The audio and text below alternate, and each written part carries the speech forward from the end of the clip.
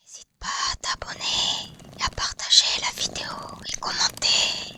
Et si tu kiffes la vidéo, que tu l'aimes ou que tu l'aimes bien, ou que tu la supportes, appuie sur le petit pouce bleu. Ouais, t'as vu, c'est super bien fait. Allez, bisous.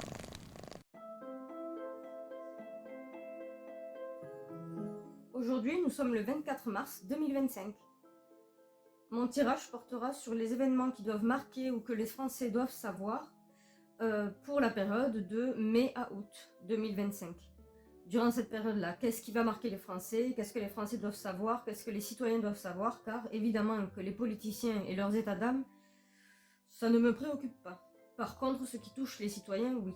Donc du coup, qu'est-ce que les Français doivent savoir? Qu'est-ce qui va toucher les Français, que ce soit officiel ou officieux?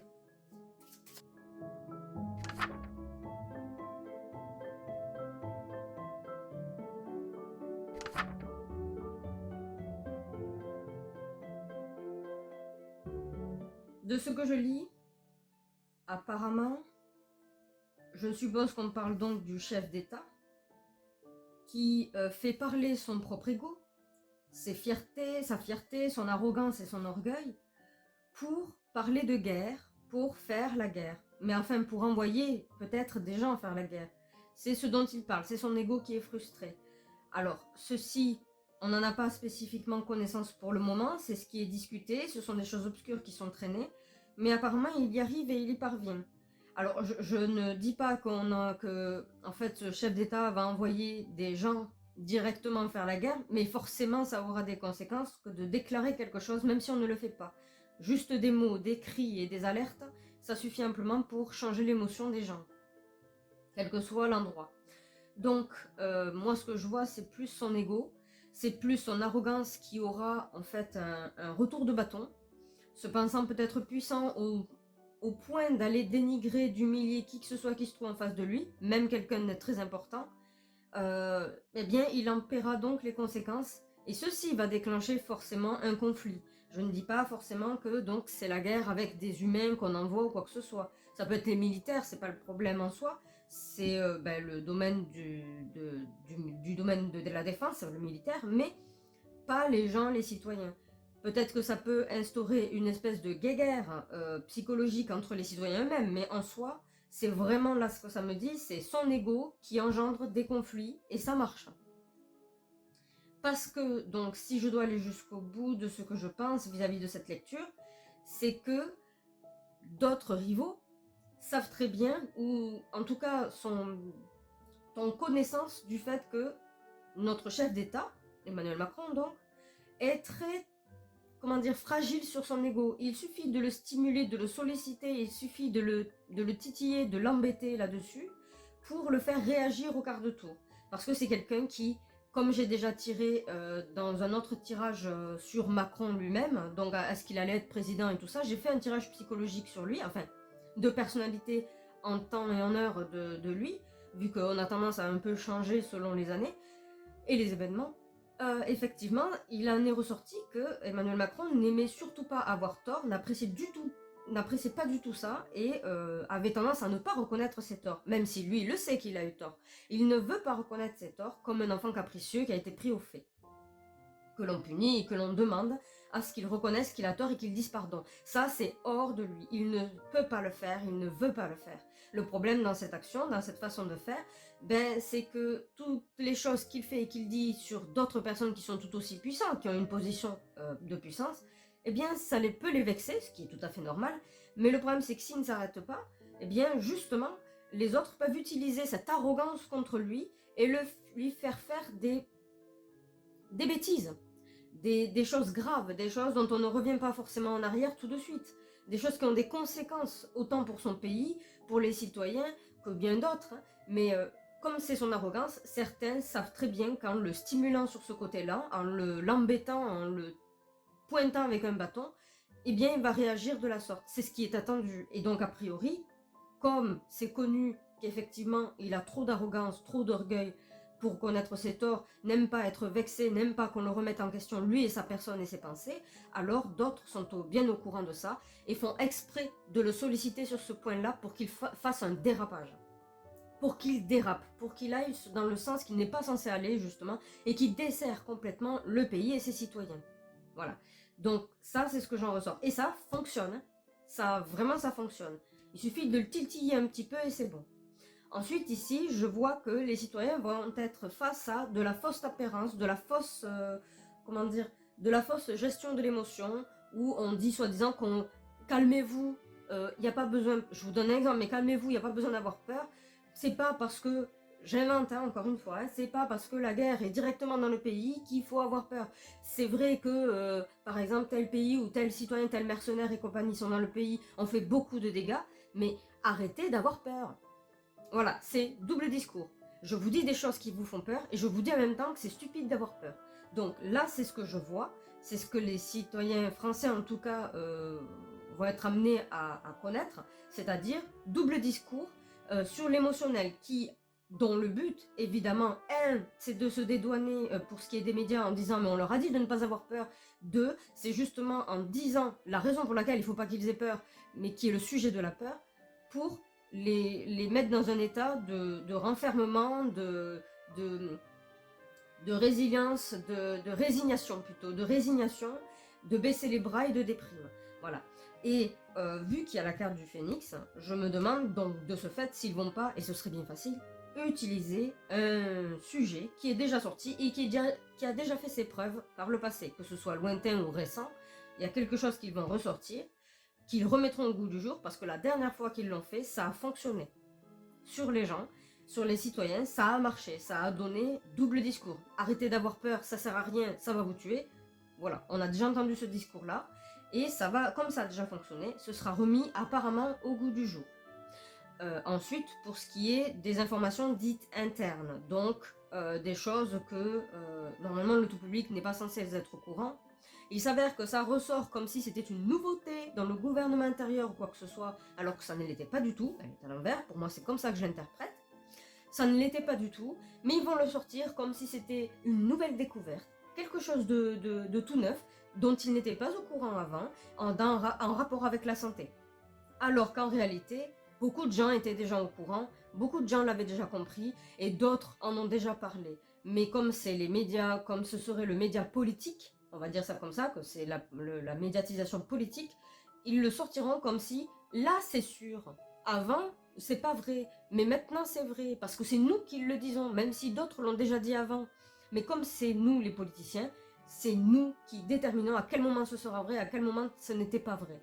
Et donc là, ça ressort pour le domaine médical, pour le domaine des malades, je ne dis pas de mort, il n'y en a pas. Mais pour ce domaine-là, le domaine de l'hôpital médical, eh bien, il y a quelque chose qui sera ressorti durant la période estivale, puisque c'est de mai à août, quelque chose qui ressortira dans la période estivale, dont la politique, les politiciens le sortiront comme si c'était tout nouveau, et en fait, ce n'est pas vrai, et c'est en rapport avec la séparation de quelque chose dont ils se séparent dans le domaine médical. Alors, je ne sais pas si c'est une séparation de contrat, si c'est une séparation du domaine public, ou quoi que ce soit, mais tout ce que je pourrais dire, c'est que cette séparation, c'est assez bizarre parce que a pour but, dans tous les cas, de manipuler les foyers et surtout les couples. Alors quoi de les couples? Je n'en ai aucune idée, je ne sais pas si c'est la façon dont on crée les bébés, ou est-ce que c'est créer les bébés, est-ce que c'est, comment dire, mettre en avant une forme de, quelque chose de, en mettant plus d'importance sur une forme de couple, mais en tout cas, c'est une manipulation de ce que l'on appellera couple demain, et que l'on effacera un certain type de couple peut-être, mais en tout cas, oui, c'est quelque chose dont ils se séparent. Alors je sais pas, ça peut être éthique, ça peut être simplement éthique, d'ordre éthique, ça peut être simplement l'éthique dans le domaine médical, pourquoi pas un code, le code médical en gros qui change pour permettre cette manipulation-là, car il y a encore des droits, hein, bien sûr, même si les lois sont faites par les hommes, sur les hommes, pour les hommes, mais pas avec les hommes. Je tiens à le dire. Mais il y a un changement, il y a une séparation, et je ne sais pas si c'est en rapport avec le domaine de l'éthique. J'en ai aucune idée. Ou si c'est une séparation avec une... comment dire ça? Avec un ensemble d'associations qui ont été énormément mises en avant, qui ont fait ce qu'ils ont fait, et dont ils se séparent, dont ils vont se séparer, parce qu'on n'en a plus besoin, mais seulement les choses sont déjà faites, c'est trop tard. Voilà. La petite génération, ben voilà, elle a été impactée malgré tout par tout ça. Et la mouvance qui va derrière est toujours en cours. C'est pas parce que le gouvernement se sépare d'une association que la mouvance, et pourtant ça a été propagandé et tout, que la mouvance s'arrête là. La mouvance est lancée. Voilà. Donc ça, ils peuvent pas l'arrêter. Par contre, ils peuvent eux se séparer officiellement donc de ça. Donc je ne sais pas, c'est en rapport avec le domaine médical, je suppose que c'est en rapport avec, je suppose, hein, j'en ai aucune idée, les chirurgies, peut-être, c'est quand même le sujet dont on parle, les chirurgies pour les mineurs, pour ce qui était du changement de leur partie intime, voilà, avec aucun recul et tout ça, voilà. Donc je sais pas si c'est ça dont ils se séparent, mais en tout cas, oui, ils se séparent de ça. Ils font comme si c'était nouveau, c'était déjà prévu, voilà. Tout le monde le savait, enfin en tout cas, une majorité de gens le savaient déjà par d'autres sources, voilà. Sauf qu'eux le sortent comme si c'était eux qui avaient la soi-disant vérité et que c'est eux qui décident. En gros, je ferai un résumé à la fin, vous inquiétez pas, hein. Là, je le sors en tant que chaud, à chaud, quoi. Donc en gros, oui, le domaine médical, en rapport avec la manipulation des couples, la manipulation des rencontres, la manipulation de qu'est-ce que les gens doivent aimer et ne plus aimer, voilà, la propagande qui va derrière, tout ce qui est toujours mis en avant, ben ils s'en séparent. Parce qu'ils n'en ont plus besoin, mais c'est trop tard, la mouvance s'est lancée. Et je pense qu'ils en sont très conscients, hein, personnellement. Alors au niveau de la justice, il y a des choses qui changent, je pense, c'est sur la surveillance, le fait de voir tout le temps, partout, le droit de le faire. Et avec moins de restrictions, moins d'obligations, de prouver que c'est nécessaire. Donc, ce que j'ai l'impression de lire, c'est ça. Beaucoup de surveillance, le moyen de voir à tout instant, le moyen de voir n'importe quand, de n'importe quelle manière. Et ceux-ci, ils vont y mettre le paquet. Voilà. Et évidemment, ça va engendrer de la colère envers les citoyens quand ils vont l'apprendre. Que je donne un exemple qui n'est pas le cas là, parce que ce n'est pas factuel, ce n'est pas du concret, mais c'est un exemple qui pourrait en parler. Le moyen de surveiller tous les smartphones et compagnie, les maisons, les machins, tout ce qui rebondit en tant que réseau, pour surveiller ce que vous faites à la maison, ce que vous écrivez, tout ça. Autant avant, il fallait prouver l'utilisation de ce fait-là, donc de rentrer dans votre vie privée. Autant là, on est en train de dire qu'on n'a plus besoin de votre accord, on fait ce qu'on veut, quand on veut, on a changé les lois. Vous ne pourrez plus vous plaindre de « vous n'avez pas le droit de me filmer, vous n'avez pas le droit de m'écouter si vous n'avez pas de raison. » Terminé. On n'en parle plus. C'est fini.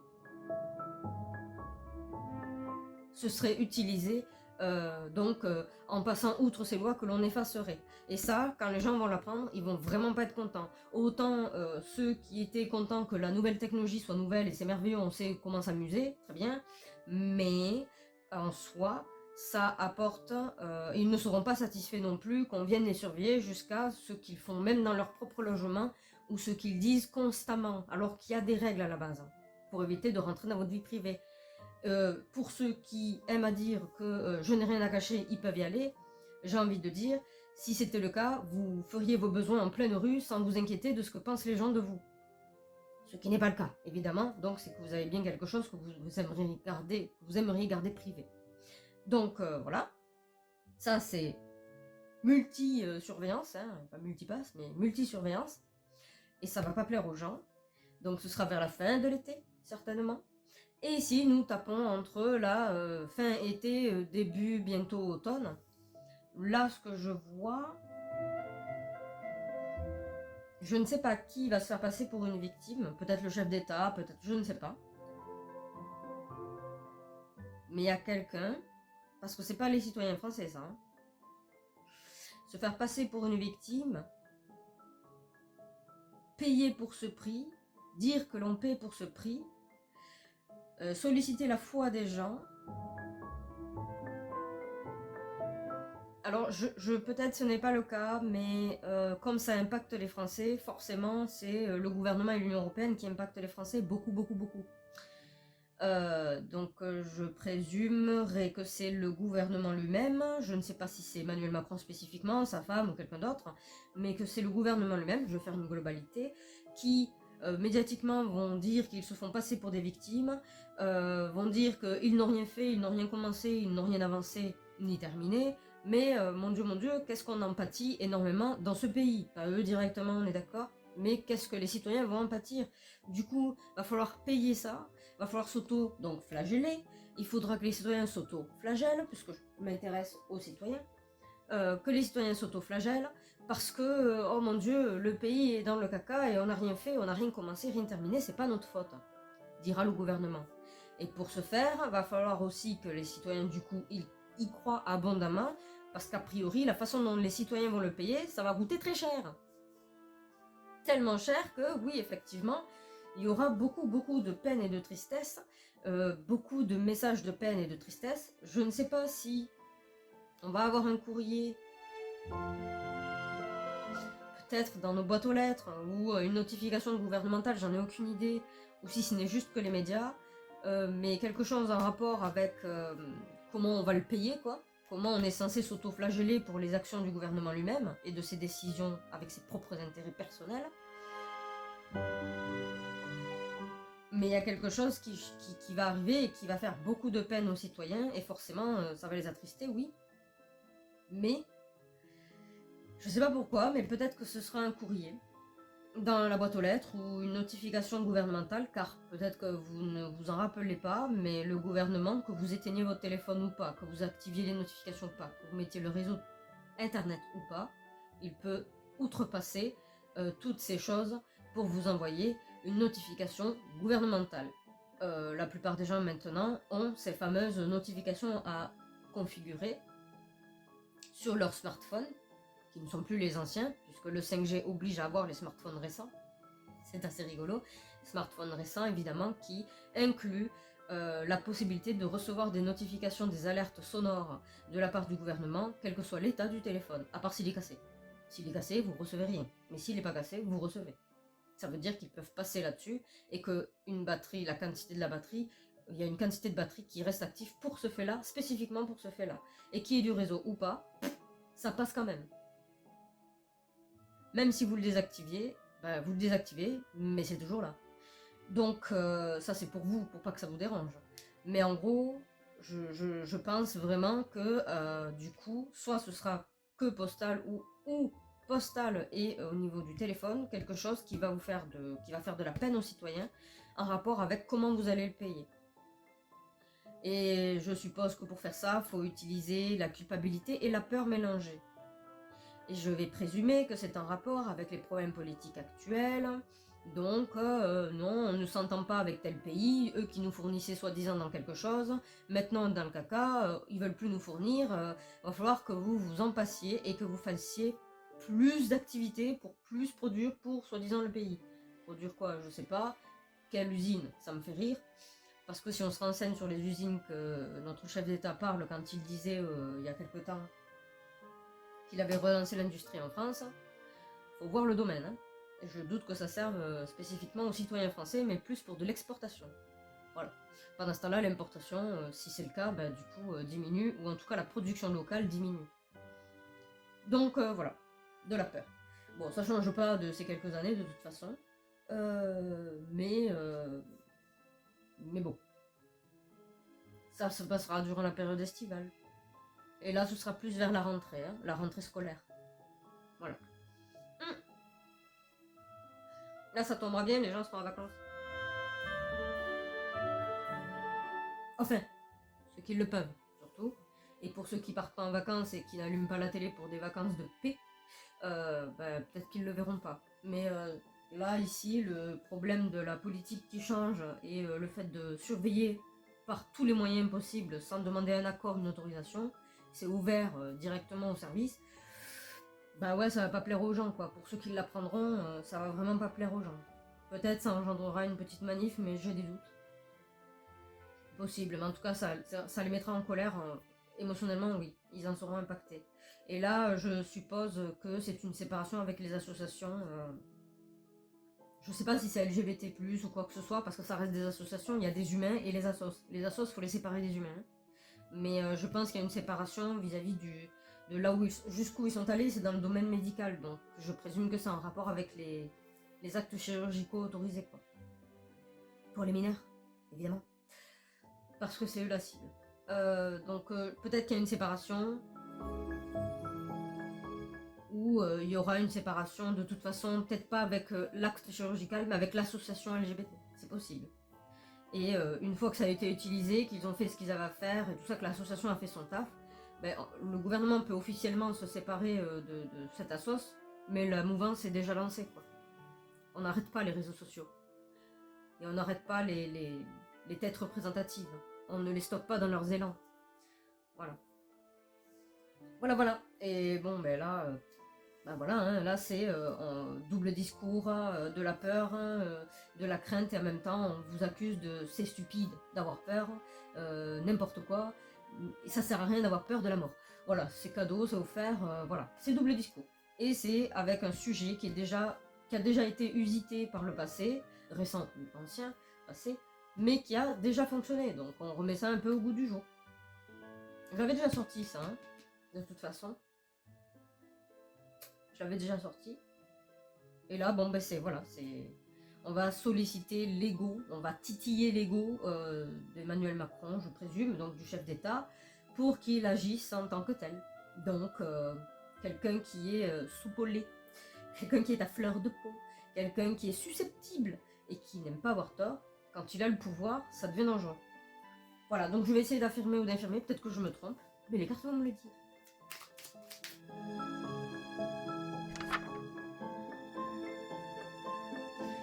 Bon, je ne change rien à ce que j'ai dit, là ça va prendre du temps de toute façon, là ça va pousser les gens à se renfermer sur eux-mêmes, limite en dépression sur les bords, ce qui correspondrait de toute façon à cette carte-là, celle-ci. Hein.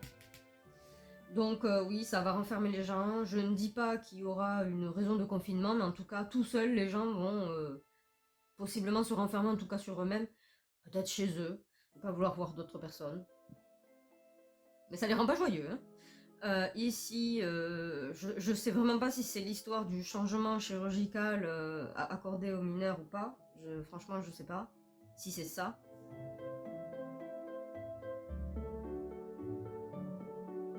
Ou si c'est quelque chose en rapport avec... je sais pas. Franchement, je voterai pour ça parce que là, c'est couple, quoi. C'est pas... y a pas de bébé, y a pas d'enfant, quoi.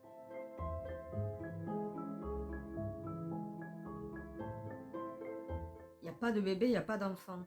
Mais c'est une séparation dans le domaine médical, quelque chose que les gens savaient déjà, mais que la politique a décidé de dire c'est nous qui exprimons le moment où c'est vrai. Avant, c'était pas vrai parce qu'on l'a pas dit que c'était vrai, et maintenant on le dit. Voilà. C'est moi d'abord, hein. Prums. Donc je sais pas. Mais c'est dans le domaine médical. Et c'est en rapport avec la manipulation des couples. Il y a une séparation. Alors, soit c'est ça, soit c'est tout ce qui est ablation, tout ce qui est... comment on appelle ça, là le fait de se ligaturer les bourses pour les hommes. Alors, je me rappelle plus le nom. Hystérectomie, je me rappelle plus. Bref, peut-être ça qui change, mais en tout cas, c'est en rapport avec la manipulation des couples eux-mêmes. Je parle pas des foyers, des familles ou quoi, mais les couples eux-mêmes, les individus eux-mêmes. C'est bizarre. Alors peut-être c'est une séparation d'une loi qui empêchait justement l'abus de l'utilisation de l'acte chirurgical. Et qu'on laisse ouvert. Alors ça peut être ça, parce que ça marche, hein. Apparemment c'est bénéfique pas pour les citoyens en soi, mais ça ne fait que d'évoluer. Soit, je crois que c'est bénéfique pour je sais pas. Mais soit c'est une séparation de l'acte chirurgical, donc on renie, on délaisse de côté, on met de côté l'acte chirurgical des transformations des parties intimes des mineurs, soit c'est directement se découper, se séparer des lois protectrices, des lois qui empêchent l'abus justement et l'excès, l'irresponsabilité ou l'inconscience, pardon, c'est mieux. l'inconscience de l'acte de se ligaturer les trompes, par exemple pour les femmes, et de se... ah là là, je crois que c'est hystérectomie, mais je m'en rappelle plus. Ou de se neutraliser les bourses pour les hommes.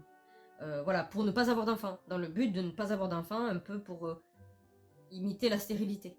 Voilà.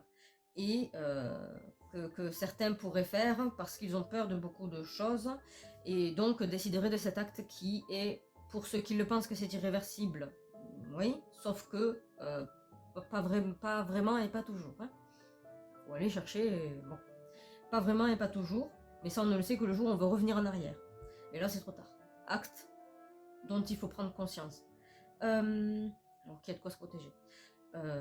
Et là, non, là je change rien, c'est la même chose, la justice, tout ça. Alors il est fort probable en plus, hein, de toute façon, que ça se passe vraiment durant la fin de l'été, là où tout le monde est en vacances, le plus de gens possible est en vacances, puisque c'est les vacances scolaires, et qu'effectivement ça va mettre les gens en colère, mais pas plus. C'est pour ça que je disais que je doute qu'il y ait des manifestations. Mais pas plus, mais ça se fera quand même. Voilà. Et là, non, je maintiens. Soit c'est une notification sur vos smartphones, soit ce sera un courrier postal, mais ça va pas vous plaire.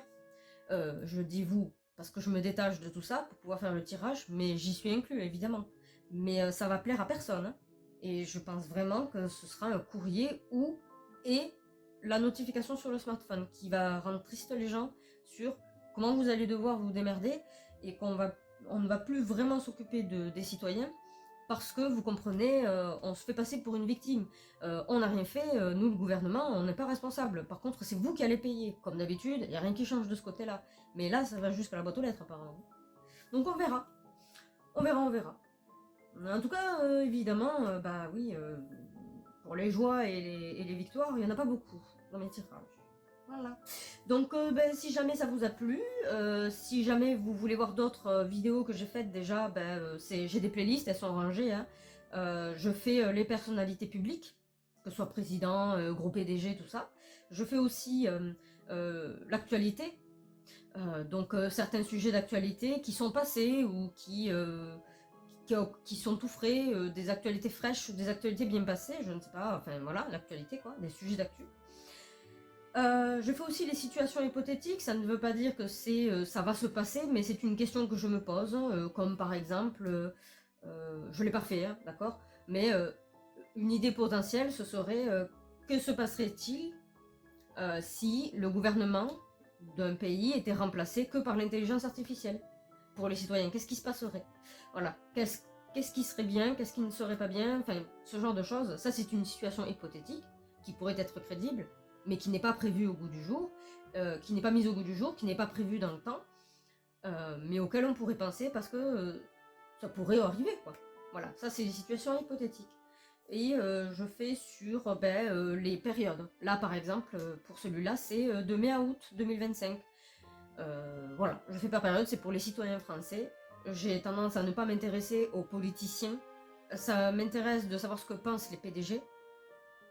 Parce que les PDG ont de l'argent, les PDG font beaucoup de choses par leur richesse et leurs moyens, évidemment. Donc je peux m'intéresser parfois à certains PDG, me poser des questions sur leurs actions, comment ils pensent, quels sont leurs fonds de pensée, quoi, hein, les arrière-pensées, voilà. Et voilà, pour ce que je me souviens là. Donc bref, vous pouvez aller voir, j'ai été un peu longue, je sais. Vous pouvez aller voir donc ma playlist, hein, de toute façon, les playlists que j'ai faites, si ça vous intéresse. Et donc je vous invite à me laisser en suggestion, en commentaire sous la vidéo, des suggestions en fait sur certains tirages que je pourrais faire. Et il n'y a pas si longtemps, c'était une demande sur le Québec.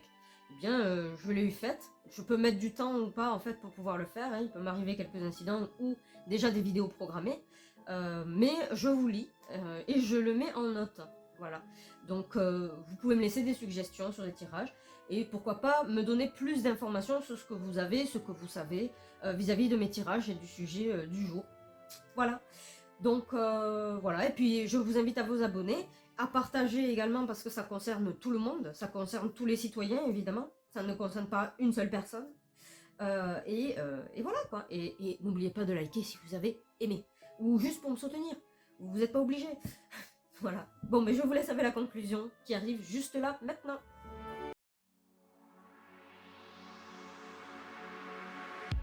Il semblerait que les événements qui se dérouleraient en France entre mai et août 2025 pourraient être marqués par un sentiment aigu d'ego chez Emmanuel Macron.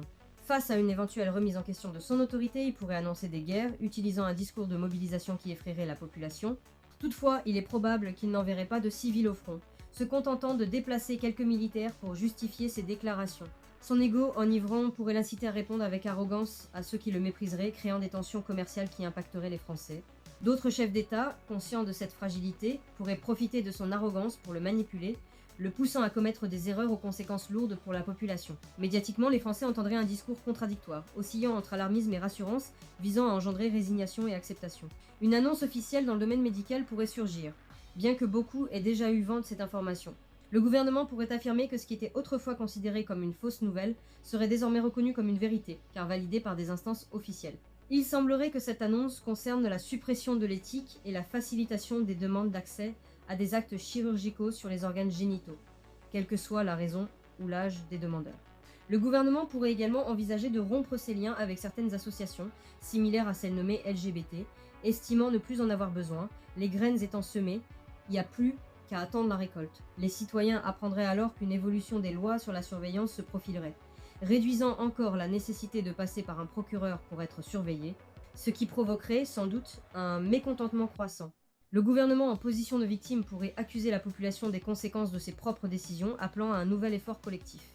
Les Français recevraient peut-être une missive, que ce soit par courrier ou notification, laissant entrevoir un climat de résignation et de désarroi. J'espère que mon partage vous a plu. Je vous invite à vous abonner et à activer la petite cloche de notification pour être averti de mes futures vidéos. N'hésitez pas à cliquer sur le pouce bleu et à me laisser un commentaire dans l'espace concerné si vous avez apprécié mon contenu. En plus, ça m'aidera beaucoup. Le sujet plus détaillé et complet du résumé que vous venez de voir se trouve en cliquant sur le lien juste en dessous de cette vidéo dans l'espace description et dans le commentaire épinglé. Je vous dis donc, rendez-vous au prochain sujet traité. À très vite!